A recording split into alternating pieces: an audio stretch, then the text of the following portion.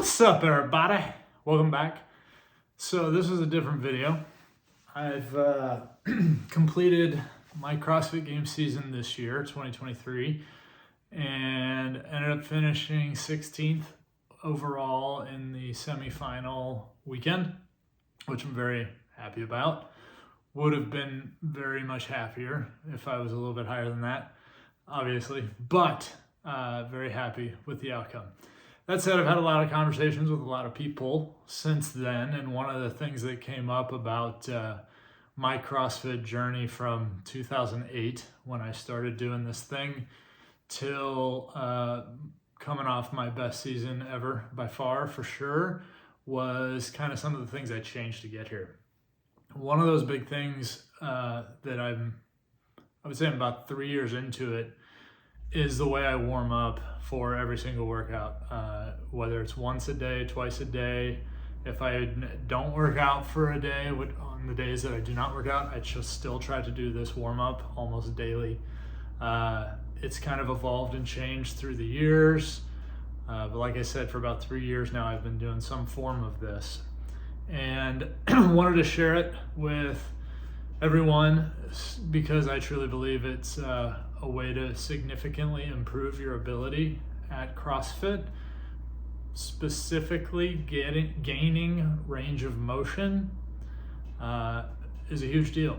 So a thruster where you're fighting for a front rack position sucks and makes you tired. A thruster where you're comfortable in the front rack and you can just relax and the bar is on your bone structure makes it a lot easier. So you want to optimize the things that you can and make the work as easy as possible so that when you are in competition and trying to move as quickly as possible, you're exerting the least amount of effort to get the most reward. So I have found over these 3 years doing this warm up, that's what I'm trying to do, is get a lot of range of motion in the big pieces, shoulders and hips primarily, to be able to get the positions in the movements to be as efficient as possible. So it made a big difference for me. It's really helped me a lot. It takes me, if I'm doing it normally, I call it like I do yoga first, which takes me 5 to 8 minutes depending on the day and how tight I am and if I want to do a little bit extra or a little bit less. And then I go from that straight into crossover Symmetry protocol. So I can get all that done in typically 12 to 15 minutes, maybe a little faster if I want to, sometimes a little bit longer if I want to spend more time working on some of the challenging areas that I have. But I'm going to do a quick version of it all right here. Hopefully it won't take very long and you can see it. So if you want to add it to your routine, that'll be an option. Sorry for my fingers being right in the camera, but this is the home gym where most of my work happens. We're in a basement.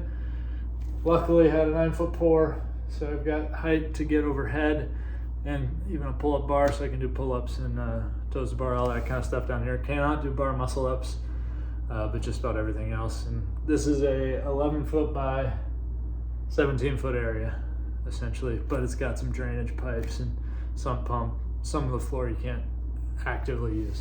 Anyway, that's the home gym. So I also do this almost all the time in my home gym. I'm barefoot. I believe that's significant also per Squat University. I agree with that get the feeling of your feet on the ground, trying to spread your toes, getting that tripod foot, feeling that is much easier when you're barefoot. So anyway, here's the quick warm up. We're starting at about 4.5 minutes in. See how quick we can do it. I just start with arm circles. One direction really small, then a medium, and then large. I go backwards, really small, medium, large. Then I'll do a couple arm crossovers straight into a tricep lat stretch, depending on where you're tight. Pulling my elbow behind my head one arm on the back of my head to use as leverage and really try to get that back. For me, this is more lat than tricep, but it'll just depend on you and where you're tight. Then I do some neck rolling, both directions. Then I get down on all fours, and this is when I'll bounce back and forth. A lot of times I will do an additional lat stretch. Here I'm trying to bring my chest to the ground, not trying to tuck my head in. I'm actually keeping my head up and pushing my sternum down as much as possible. I'll do it straight ahead, and if it feels extra tight, I'll go specific to the left side, which will pull on the right lat, or switch back to the left side, or the right side to pull on the left lat. Some days I won't even do this lat stretch part. Some days it feels good. You just gotta listen to your body, figure it out. I then move into, some people call it cat and cow, some people call it cat and camel. Get on all fours in a tabletop position. Arch your back as much as possible, tucking your chin to your chest. And then the opposite, use your eyes to look as high as you can on the ceiling. And back and forth. Breathing, significant on this one. I typically do about 3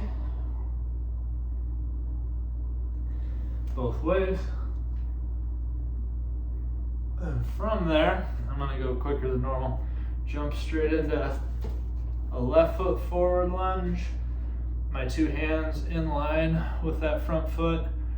I don't want to be curled up and in a bad position. I want my back leg straight. I want my hips down in line. Trying to make a nice straight position. This will get hip flexors. This will open up your hip. This does a whole bunch of stuff. I'll sit here for a minute.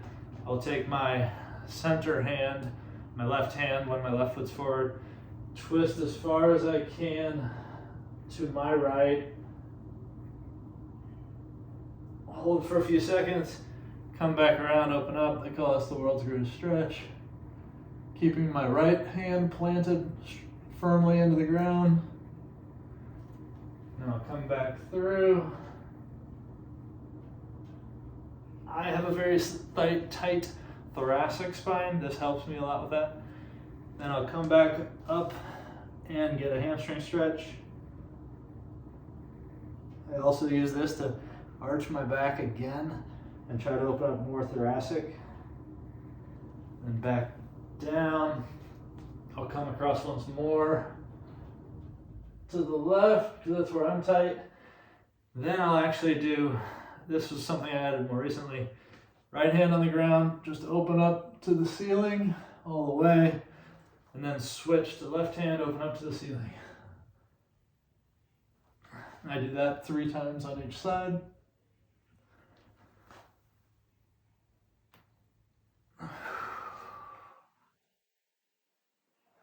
This, for my thoracic specifically, has helped a lot.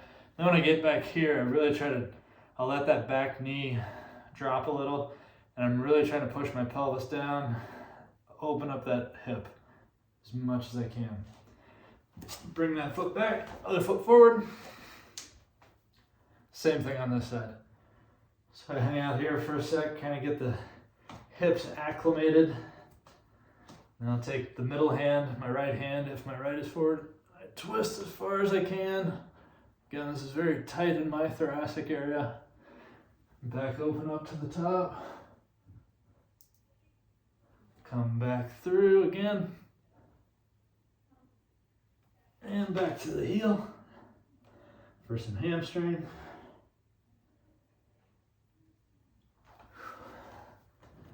Get back down and do the all the way open with both hands.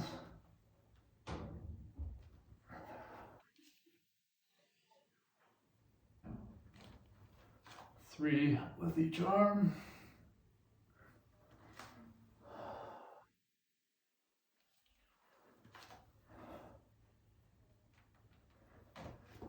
And then I really drop into that hip. Spend a little bit of time there. Then both feet go straight back. I'll widen out my hands slightly and get into a downward dog position. Actively pushing up through my shoulders. Trying to get my heel down so I get a stretch through the calf hamstring all the way up on the backside.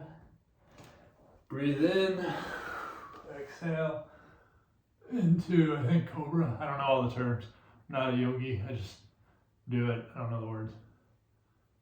From here, back into downward dog.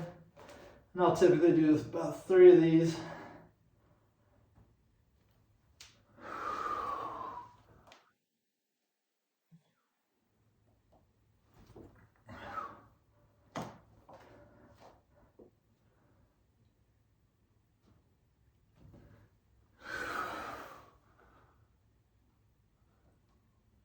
From there, I jump straight into the bottom of my squat and I hang out here for a minute. Not a formal minute. Any day it probably ranges from 30 to 90 seconds. But I will lean over to the right side, lean forward, really get that ankle, as much range of motion as I can get there, trying to keep the whole foot on the ground. This is where being barefoot is super helpful. Lean over to the other side. Same idea. As much as I can in the ankle. And then I'll kind of adjust my hips, try to sit taller, keep my elbows against my knees, pushing them out, but also actively being able to push them out. I'm sitting way down at the bottom. Sometimes I'll hang out here and then I'll kind of come up and go back down where I'm staying tight at the bottom instead of just dropping as low as I can go.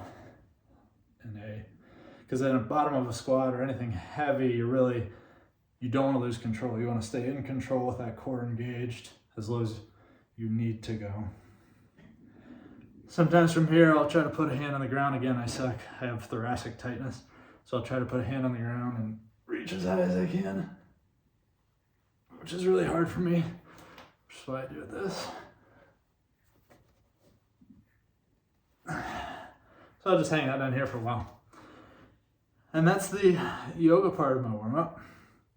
From here, I will grab crossover symmetry, do the standard protocol of 7 like this, full range of motion, and then 7 quick, 7 straight out, full range of motion, and then 7 short, 7 back, full range of motion.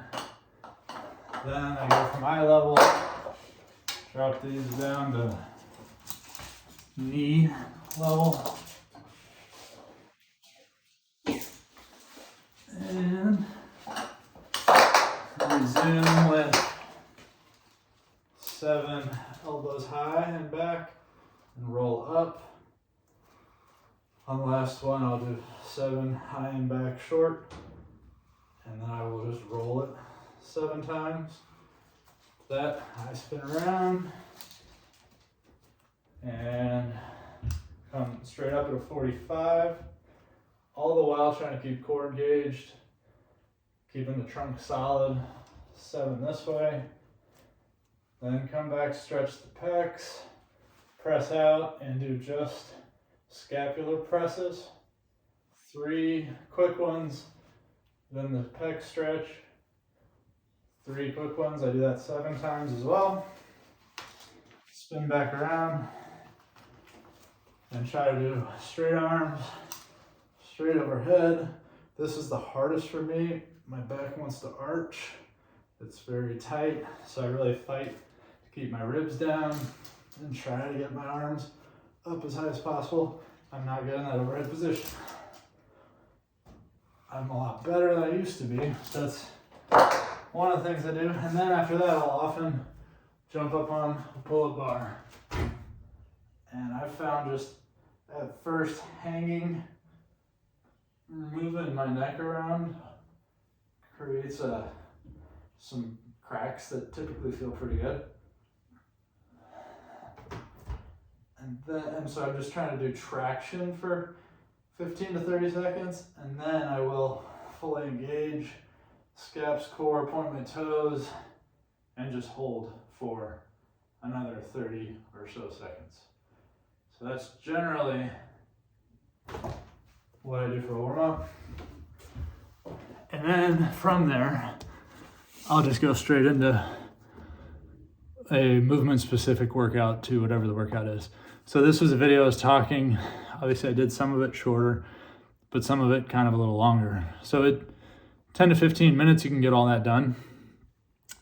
And I feel primed and ready to go. And then I can just, if I'm deadlifting, I'll just do some more deadlifts, start with the bar, add weight. If I'm doing whatever else I'm doing, movement-specific warm-up, and it takes 5 minutes and everything is so nicely warmed up from that it's pretty quick and easy. So that's it. Hope that might be helpful for you. Enjoy. Well, like and subscribe. It is YouTube.